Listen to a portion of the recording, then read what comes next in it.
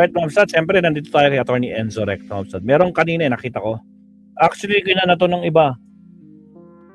So, ito na, Ma'am Sat. Nako po, mga kabsat. Mukhang may mabubunyag, mga kakabsat. Ito, 16 minutes ago. Totoo ba ito, mga kabsat? Nako po, yung ex-Marines. Di ba may binanggit si NBI Director Matibag nung habang ini-interview siya ni Pinky Web? May napansin kayo doon? Nadulas siya. Sino yung siya? Hindi naman daw sila tauhan ni Zaldico. Tauhan siya.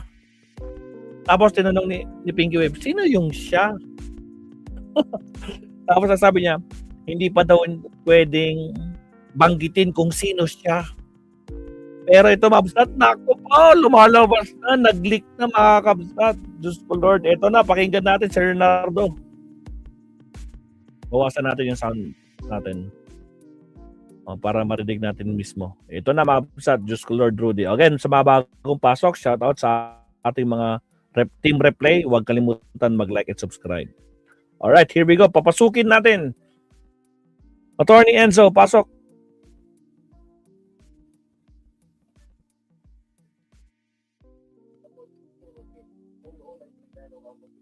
Alright, pasok, attorney.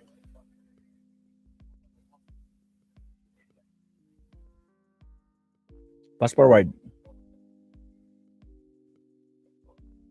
Lakihan natin. Yan.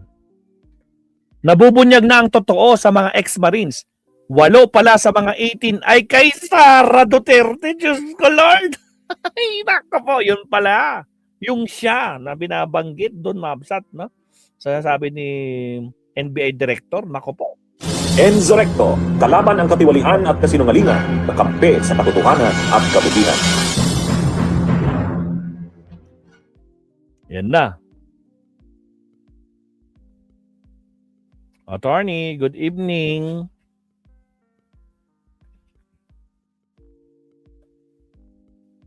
Isa namang episode ng ating gabi-gabing talakayan. O mga kabunyog, itong tungkol sa 18 na ex-Marines na unang pinagmalaki nila Attorney Levy Baligod, ni Mike Defensor at ng mga DDS. At ito yung ini-insist o pinipilit ni Marcoleta na dapat daw ipatawag ni Senador Ping Lacson doon sa Senado, sa Senate Blue Ribbon Committee. Ano? Ngayon, lumalabas, unti-unti nang nabubunyag kung anong totoo. Yan na. Mga kabunyog, mga kababayan, kung isa dyan na lumitaw, yung 18, yung ano pala, yung 103, okay? 103 na mga 103 pala yan na kinaus na ano na ang kabuuang bilang pala ng security ni Zaldico ay 103. Tapos doon sa 18 na yon na nagsalita na present sa presscon, ang 8 doon hindi naman lahat yun kay Zaldico. Ibig sabihin, hindi naka-assign kay Zaldico.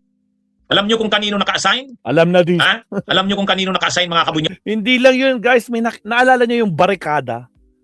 Yung nakabarikada yung mga alalay ni Sara. Habang naglalakad si Sara, di ba? Nakabarikada yung mga anong man tawag sa kanila.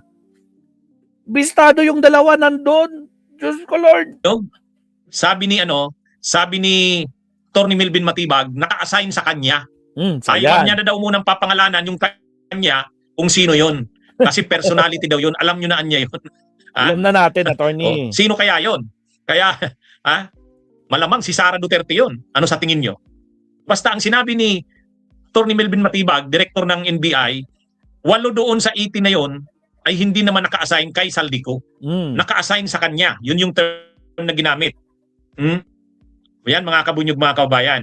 Tama ka, kabunyog Raul Lim. May lumabas na din yung parang tagahawi ni Sara Duterte, di ba? Hawi nga, hawi. May pinicturean doon. Itong ano na ito, ex-Marines na ito, nandun sa naghahawi para kay Sara Duterte. Anyway, sige, mamaya, i-detalye ko yan.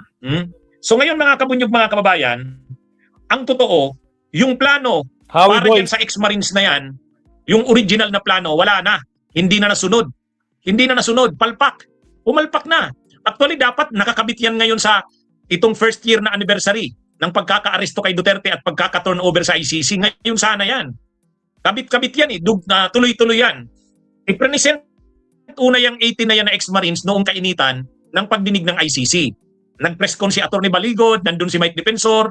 Ang purpose nila doon, sirain ang kredibilidad ng ICC. Kasi pinalabas nilang bayad yung mga yan. Ang nagbayad yan si Trillanes. Yan yung unang ano diyan. Yan yung unang disenyo niyan. Kaya alam naman natin kung anong nangyari.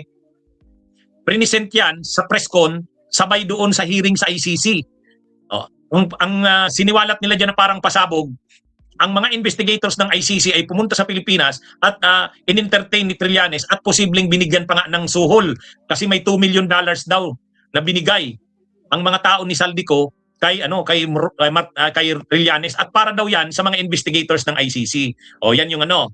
Pagkatapos noon, ito namang impeachment ni Sara, diyan sana gagamitin. Sinisiraan sana ng 18 na yan na ex-Marines yung impeachment ni Sara.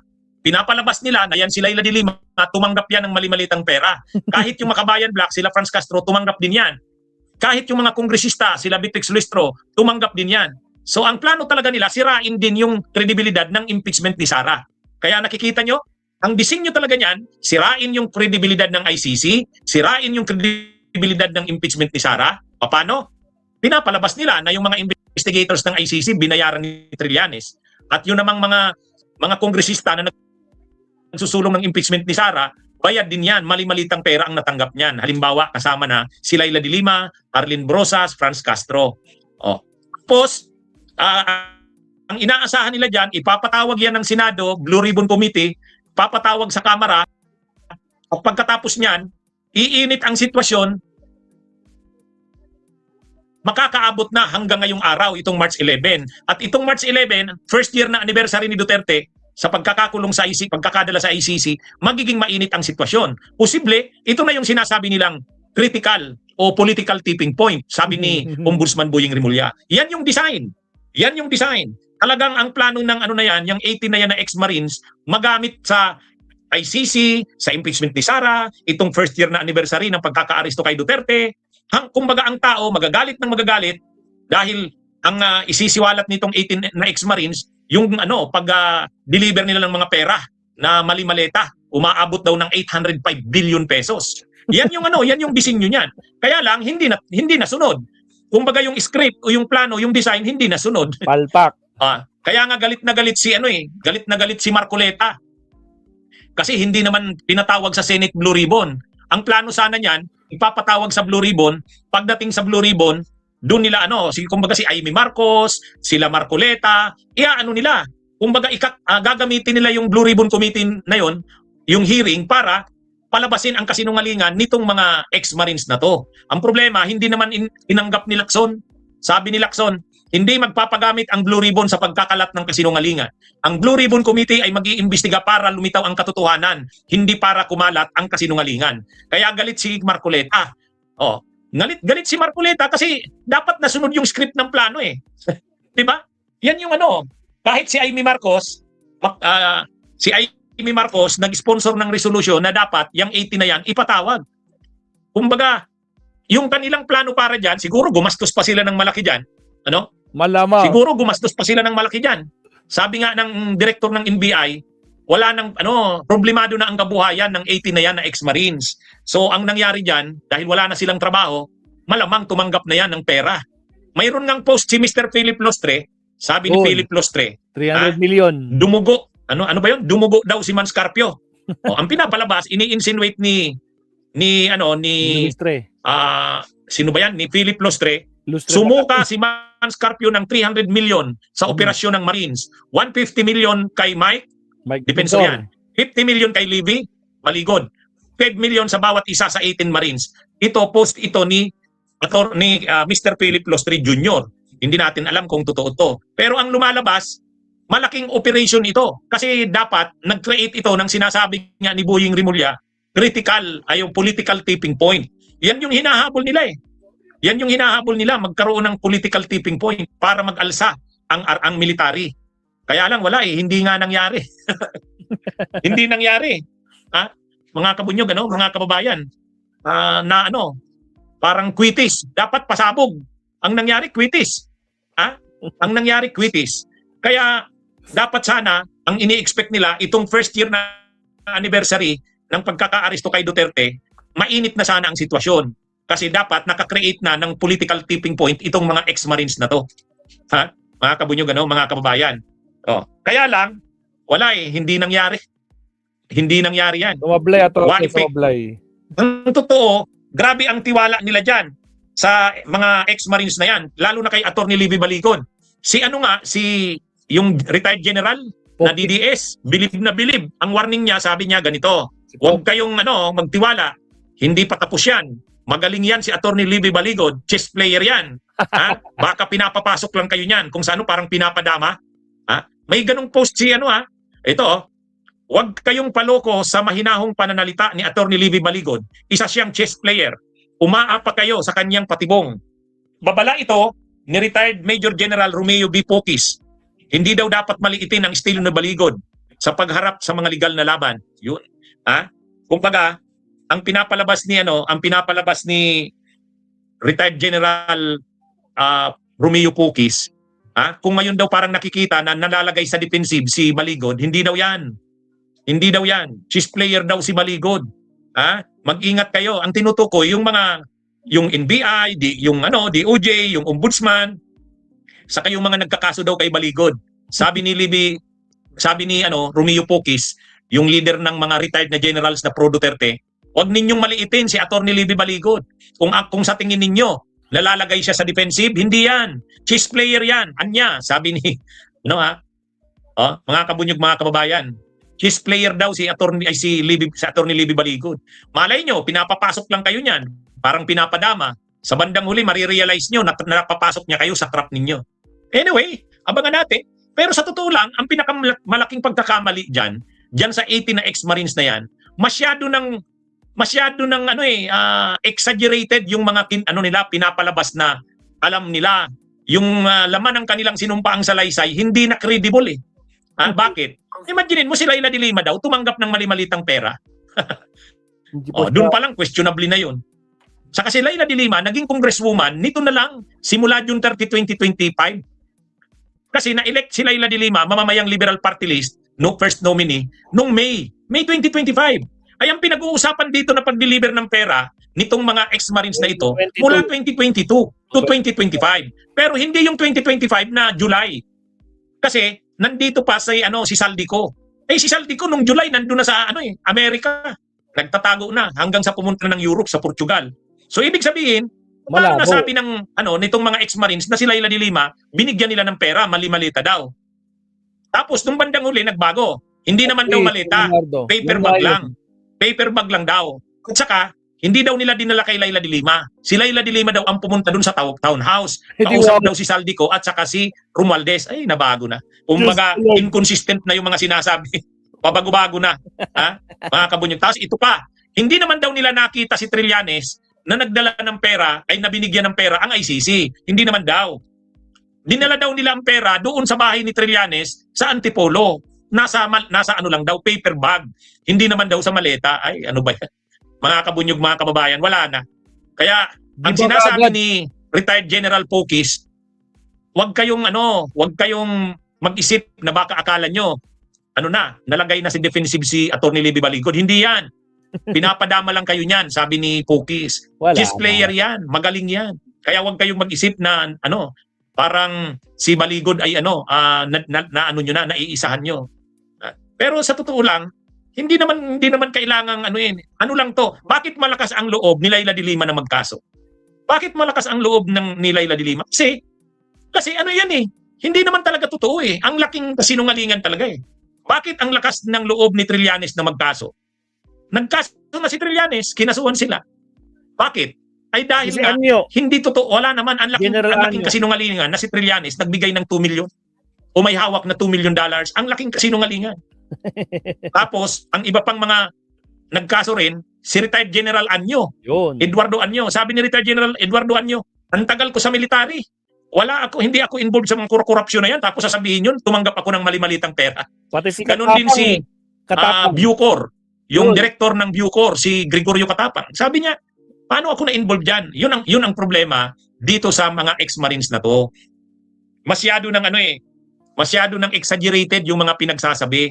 Siguro lang, kung ang kwento nila, nag-deliver sila kay Romualdez, nag-deliver sila kay Stila Kimbo, yung mga kongresistang malapit kay Romualdez, pwede pang paniwalaan. Pero yung binanggit mo na si Laila de Lima, binanggit mo na si si Trillanes, tapos nagbigay daw ng dollar sa mga ICC, wala na, nasira na, wala nang kredibilidad. Kaya ano naman ang sinasabi ni retired Major General Pokis na mag-ingat kayo, huwag kayong pakatiwala. Akala nyo, naiisahan nyo natatalo nyo na sa laban si Atty. Libby Baligod. Hindi, chess player daw niya yan. O sige, abangan natin. Abangan natin. May problema pa. Attorney, may problema pa. Nakapiyansa lang naman si Pokis eh. May kaso pa din siya. Diyos ko Lord. Abangan natin kung ano ngang mangyayari. Pero, ang malinaw dito, nai-expose. Sunod-sunod ang kaso, kaliwat kanan. At lahat yan, perjury, cyber libel. Bakit tambak ang kaso? Ay kasi, malakas ang loob ng mga nagkaso na sinungaling ito. Huhubaran namin ito. Sino ang mga nagkaso? Si Laila de Lima, si Trillanes, si retired General Eduardo Anyo, si Biocor Director General Gregorio Katapang. Yan yung mga yan yung sabi nila, hindi totoo yan. Kasinungalingan yan, huhubaran namin yan. Kaya yan mga kabunyog. Ngayon, ang dito, yan na. Ang isa pang mga nangyari ngayon, itong bagong direktor ng NBI, si Atty. Melvin Matibag, matindi. Matindi ito mga kabunyog. Ang ginawa ni Atty. Melvin Matibag, sinugpi na yung abogadong nagnotaryo. Yang nakikita nyo sa picture, Atty. Charlie Pascual, yan yung nagnotaryo. Tama. Pagkatapos, sinugpi na rin yung mga ex-Marines, yung 18. Sinugpi na ni Atty. Melvin Matibag. At ngayon, may mga lumalabas na.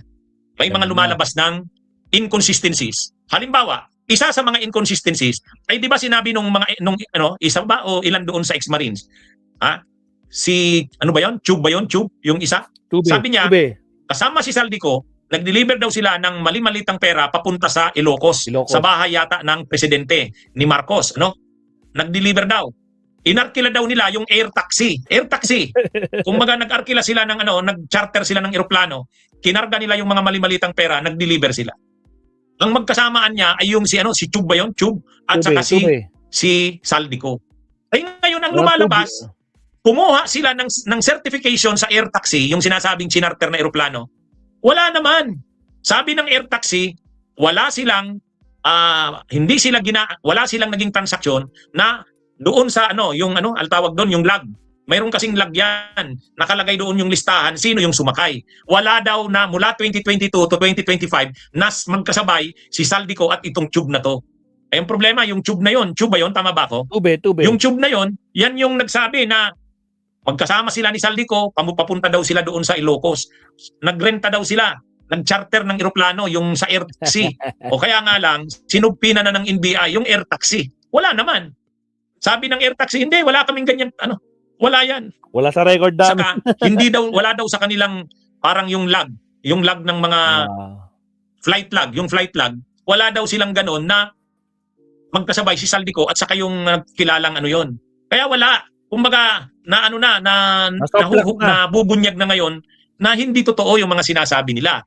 Pangalawa, inimbestigahan ng NBI, yung palang 8 doon sa 18, sabi ni Atty. Melvin Matibag, director ng NBI, umamin na daw yung 8 na hindi sila naka-assign kay Saldico.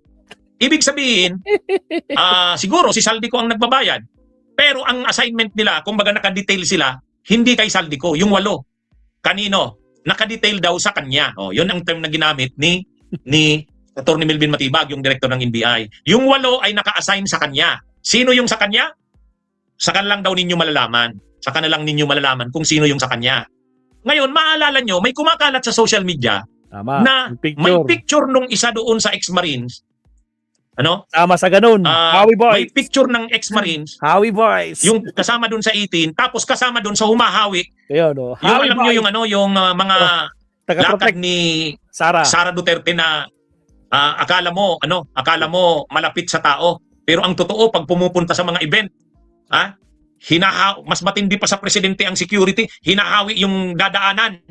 Ngayon, doon sa mga humahawi na mga security niya, may ilan doon na kasama doon sa 18. Kaya posible ang sinasabing ito, posibleng ang sinasabing ito ay mga kabunyog. Yung sinasabi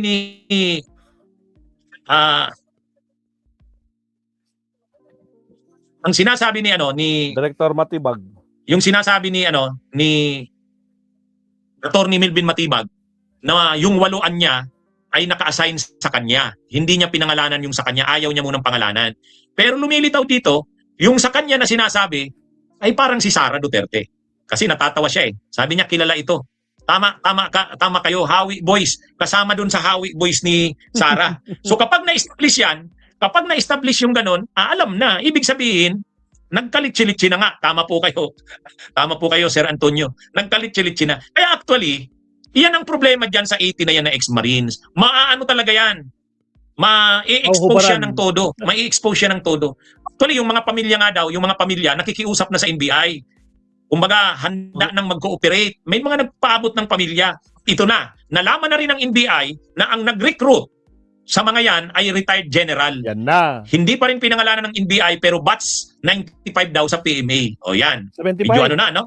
Medyo na, 75. nakukumpleto na. Tsaka hindi lang daw yan 18, 103 yan. Teka lang. Ang nakadetail pala na mga security doon sa gated, doon sa loob ng compound ni Saldico, grabe, 103. 103. Bakit ang nakalay ng house? Kaya ang kinukumbinsi daw sana na magsabi ng nalalaman nila 103. Ang pumayag lang yung 18. Oh, yung 18. Pero yung 103 na yan yung 103 anya na yan na security ni Saldico ay gumagampan ng iba-ibang mga trabaho. Ang nag-recruit niyan yung retired general, at yung retired general na yon ay batch 95 ng PMA. Attorney, sabi dito kasi, just in, the NBI identified the retired general as the individual who recruited the 18 so-called former Marines who revealed the Maleta issue. The Bureau has not yet named the general but confirmed that he belongs to PMA class 1975. Ito, mabsa to. Dali lang, baka sabihin nyo, dinojoklax ko kayo eh. Teka lang, attorney Wait lang, pakita ko dito.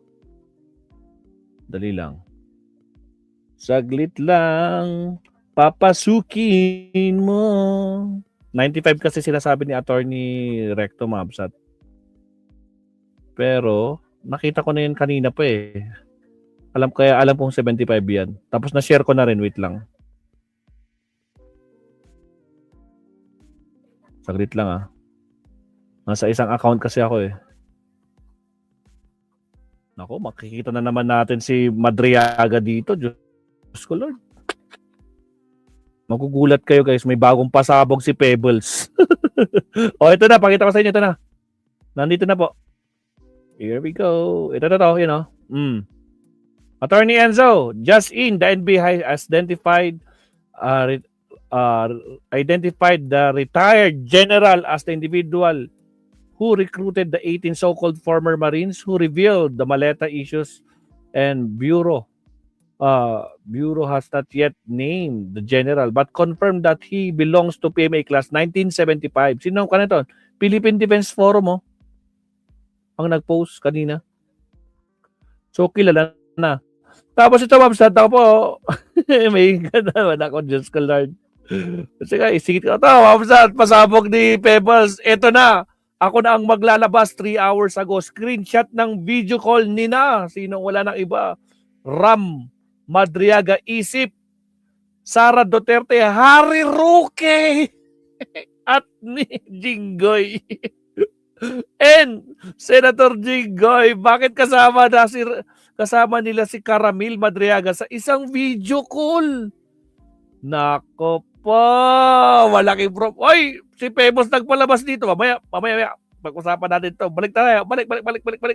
Nagpa-teaser tayo ng next topic. Dali lang. Diyos ko Lord. Balik tayo kay Attorney. Sige, 1975, Attorney. Pasok.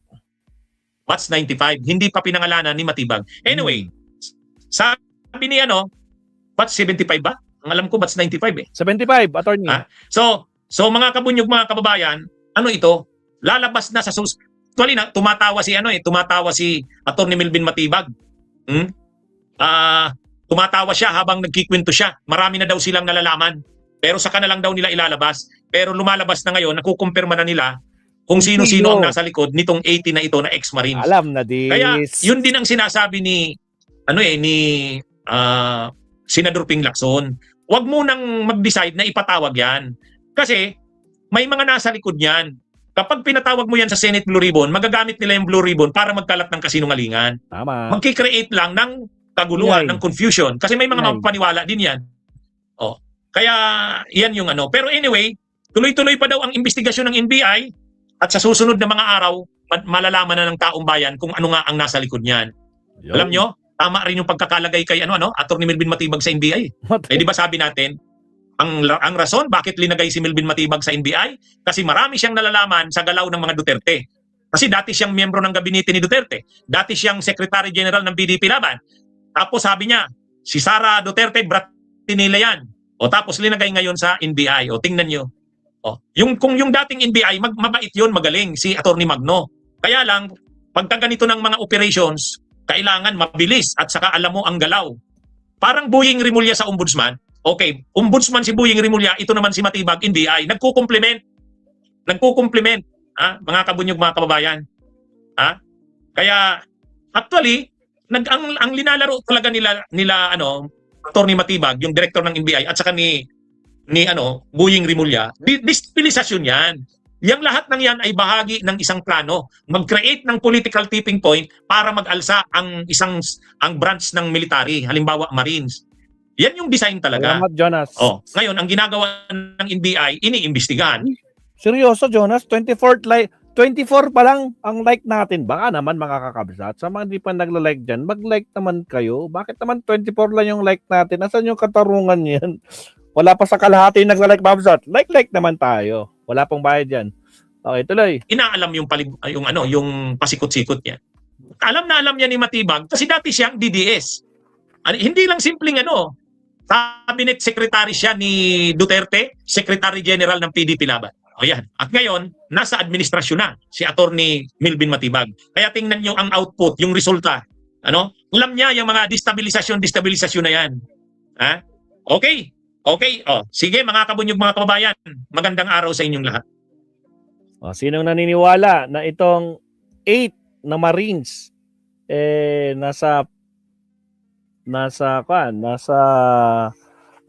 tawag nito, hindi talaga hawak ni Zaldico, kundi nandun kay Sara Duterte.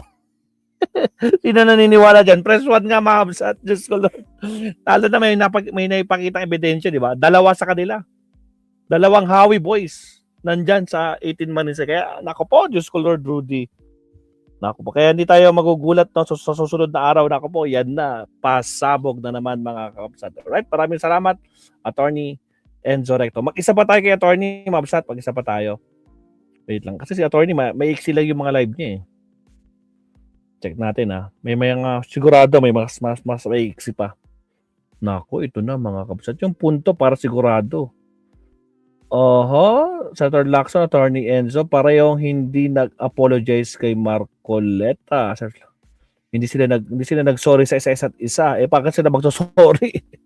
So, palpal kayo isa. Diyos ko, iyak pa. Diyos ko po, Rudy. At balik tanaw sa mga pangyayari. Nako po, wag yan. Happy anniversary, Tatay Digong. Pero